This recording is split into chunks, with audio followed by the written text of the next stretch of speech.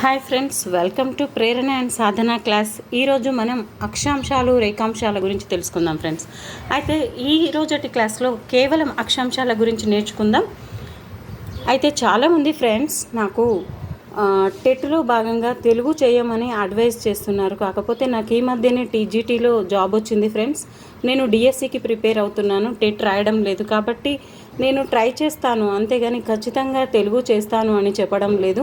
అయితే ఈరోజు క్లాస్లోకి వెళ్దాం ఫ్రెండ్స్. అక్షాంశాలను ఆంగ్లంలో లాటిట్యూడ్స్ అంటారు ఫ్రెండ్స్. ఇది ట్యుడో అనే లాటిన్ పదం నుండి వచ్చింది. లాటిట్యూడో అంటే వెడల్పు. నేను చెప్పాను, క్లూ కూడా ఇచ్చాను. లాంగిట్యూడ్స్ అంటే లాంగ్గా ఉంటాయి, రేఖ అనే అమ్మాయికి లాంగ్ హెయిర్ ఉంటుంది అనేసి.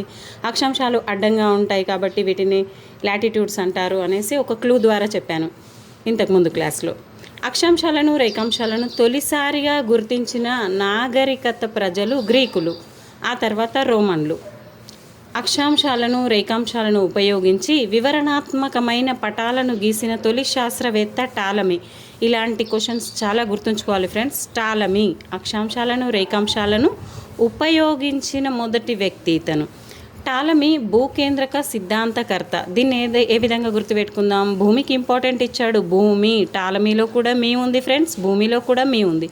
టాలమీ భూకేంద్రక సిద్ధాంతం. అలాగే కోపర్నికస్ సూర్యకేంద్రక సిద్ధాంతం. కోసంత దూరంలో సూర్యుడు ఉన్నాడు. అదేవిధంగా ఇంకొక క్లూ ఏంటంటే, ఎండాకాలంలో సూర్యుడు తన కోపాన్ని ప్రదర్శిస్తాడు. కోపాన్ని అంటే కోపర్నికస్, సూర్యుడు అంటే సూర్యకేంద్రక సిద్ధాంతం. నెక్స్ట్ క్వశ్చన్, అసలు ప్రపంచంలో అక్షాంశాలను రేఖాంశాలను తొలిసారిగా గుర్తించిన వ్యక్తి హిప్పార్కస్. అయితే అక్షాంశాలలో అతిపెద్ద అక్షాంశం 0 డిగ్రీ భూమధ్య రేఖ.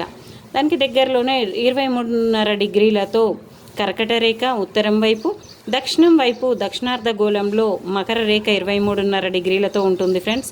అదేవిధంగా ఉత్తరార్ధగోళంలో 66.5 డిగ్రీల ఆర్కిటిక్ వలయము, 66.5 డిగ్రీల దక్షిణార్ధగోళంలో అంటార్కిటిక్ వలయం ఉంటాయి ఫ్రెండ్స్.